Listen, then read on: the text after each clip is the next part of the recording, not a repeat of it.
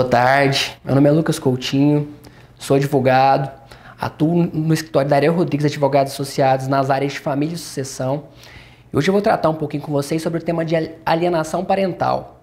Esse é um grande problema das famílias modernas, acontece muito, é recorrente nas áreas de família esse tipo de processo. E as pessoas não têm consciência ainda dos efeitos deletérios que essa alienação parental traz para o futuro das crianças, traz para a formação psicológica dos menores. Então, assim, eu vou tratar do tema em linhas gerais, definir o conceito e esclarecer um pouco para vocês sobre o tema.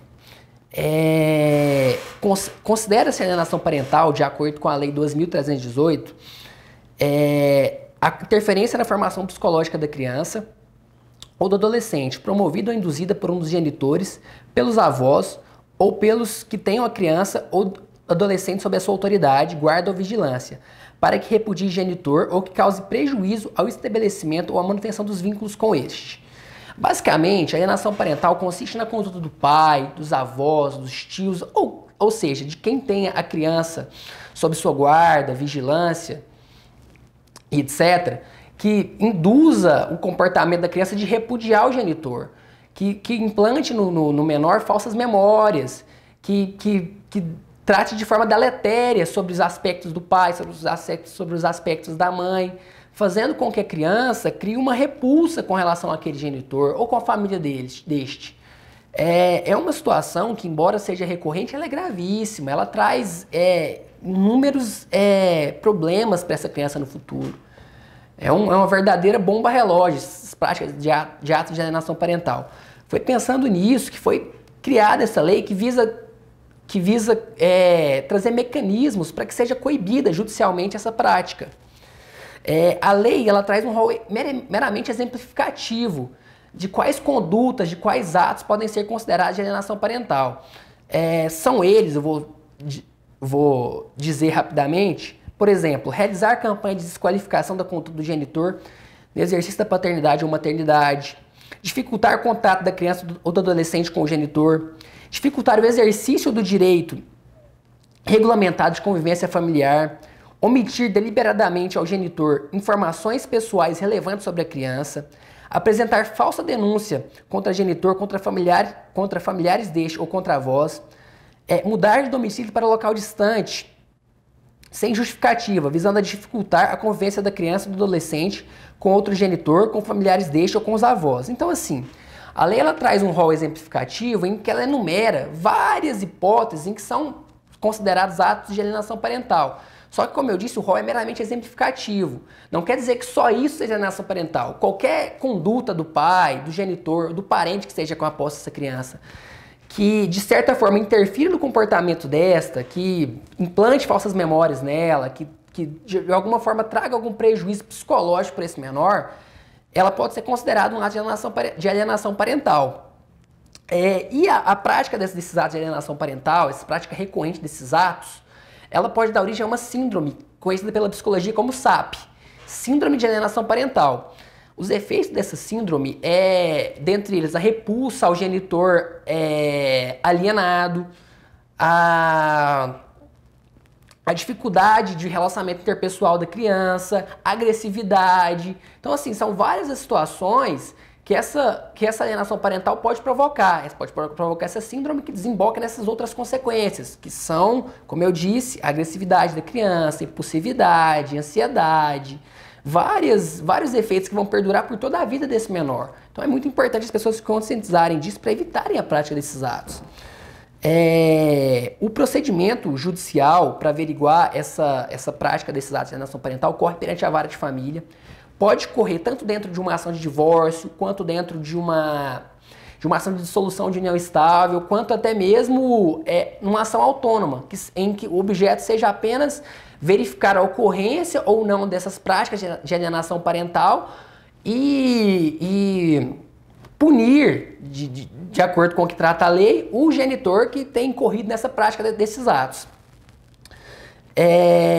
As medidas legais previstas na lei de alienação parental para coibir esse tipo de prática são declarar a ocorrência de alienação parental e advertir o alienador, que pode ser feito pelo próprio juiz em audiência, onde ele vai explicar para o alienador o que ele está fazendo, os atos que ele está praticando, o quão deletérios eles são para o menor e as consequências jurídicas que ele pode sofrer em razão disso.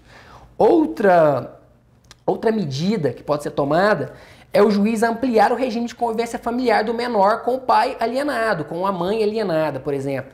Ele pode aumentar esse período que o menor tem de convivência com esse pai que está sendo vítima por parte do outro dos atos de alienação parental, para que ele tenha um período maior com o filho, para que ele possa de certo modo, mitigar esses atos de alienação parental. Então vamos supor, o pai às vezes de repente pega o filho aos finais de semana, o juiz pode aumentar, pode ampliar para alguns dias da semana também, para que esse filho que está sendo vítima de alienação, ele tenha mais contato com o pai, com a mãe, com quem quer que esteja sofrendo alienação parental. Outra medida também pode ser aplicada ao pai alienador, à mãe alienadora, é a estipulação de multa, fixação de multa por parte do juiz, para poder coibir de fato essa prática, poder fazer doer no bolso do pai e da mãe que esteja praticando esses atos. Uma outra possibilidade também é o juiz determinar, compelir esse pai e essa mãe que esteja incorrendo os atos de alienação parental a passar por tratamento psicológico e biopsicossocial, que são umas formas para o psicólogo, dentro da função, o psiquiatra, dentro da sua área de conhecimento, possa explicar a esse pai alienador os efeitos dessa alienação parental que ele está praticando e advertir para que ele não as pratique, de que ele não reitere nessas condutas. Outra questão também que pode ser fixada, já para coibir os casos de mudança deliberada de domicílio, quando aquele pai, aquela mãe muda de cidade apenas para afastar o filho do convívio com o outro genitor, o juiz fixar cautelarmente o domicílio desse menor. Fixar, de repente, até mesmo no domicílio do pai que está sendo vítima da alienação, do pai alienado. Uma medida mais grave, inclusive, mas também pode ser tomada, está dentro do espectro da Lei 12.318, é a declaração, a suspensão da autoridade parental. Esse juiz pode suspender essa autoridade parental, a autoridade que o pai tem sobre o filho decorrente da própria filiação, decorrente diretamente da lei. Muitos pais, quando passam por consulta conosco, sempre nos perguntam se a guarda compartilhada é um antídoto para a alienação parental. Olha, nem sempre, não tem uma resposta pronta para isso, vai depender de caso a caso. Mas o que acontece? A guarda compartilhada, quer queira, quer não, ela reduz, e até o objetivo do legislador, quando impôs essa guarda compartilhada, quando recentemente fez uma alteração no Código Civil e colocou a guarda compartilhada como regra, ela de fato, ela mitiga, ela diminui a alienação parental. Como ela estabelece um convívio maior dos genitores, um convívio mais equilibrado com essa criança, ela de fato coíbe. Só que nem sempre ela vai ser um antídoto, nem sempre ela vai resolver o problema. Porque vai ter situações em que não tem o mínimo diálogo entre os pais, em que a situação é muito complicada entre eles. Entre outras situações, quando tiver risco para a criança, ou convive com algum genitor, etc., que essa guarda compartilhada vai ser desaconselhada, que ela não vai resolver essa questão da alienação parental. Inclusive, ela pode até agravar esse quadro.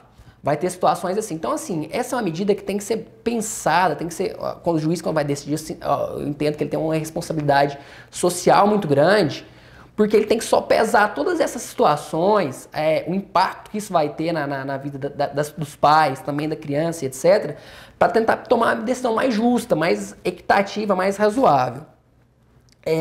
Muitos pais também me perguntam se as práticas de alienação parental são consideradas crimes. Infelizmente, até hoje, elas não são consideradas crimes. Inclusive, há um projeto de lei visando criminalizar essas condutas, essas práticas de alienação parental, mas até hoje esse projeto não foi aprovado. Por hora, constitui apenas um ilícito civil que pode dar ensejo, entretanto, ao dever de indenizar. Então, o pai que está sendo vítima, a criança que está sendo vítima de alienação parental, ele pode sim demandar ao genitor alienador uma indenização pela prática desse tipo de conduta, pela prática da alienação parental. O que eu sempre recomendo, nessas situações em que esteja constatada a prática de alienação parental, é agir rápido, agir logo. Então, tentar, com todos os meios que você tiver ao seu dispor, tentar resolver logo esse problema para evitar que o quadro se agrave. Então, assim, procurar logo um advogado especialista para poder ver quais os meios legais cabíveis para poder resolver esse problema, inclusive procurar apoio psicológico em alguns casos, procurar apoio psiquiátrico. Então, assim, toda ajuda é bem-vinda. Nessas horas, o advogado tem que trabalhar amparado por uma equipe multidisciplinar, ter um psicólogo da sua confiança, ter um psiquiatra em que ele possa confiar para poder ajudar de fato, a resolver o problema, a de fato solucionar essa questão da alienação parental que, como já antevisto, traz sérios problemas para as nossas crianças. Então é isso, pessoal, é isso que eu tinha para passar para vocês acerca da alienação parental. Qualquer dúvida, estou à disposição. Meu e-mail é lucas@dradv.com.br, telefone de contato é 3956-2800 e eu estou à disposição para responder qualquer dúvida de vocês, qualquer questionamento sobre o tema. Obrigado, tchau, tchau.